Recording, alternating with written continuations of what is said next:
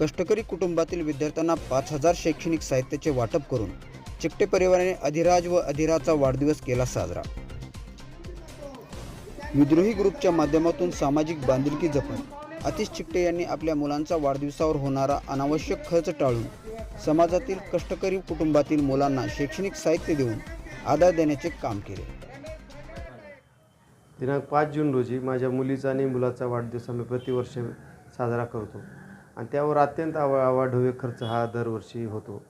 पण यावर्षी एक सामाजिक बांधिलकी म्हणून हा अवाढव्य खर्च न करता या भागातील जे कष्टकरी वस्तीतील मुलं आहेत त्या मुलांना आज 5,000 वह्या नोटबुक वाटण्याचं या ठिकाणी विद्रोही ग्रुपच्या वतीने आम्ही केलेलं आहे।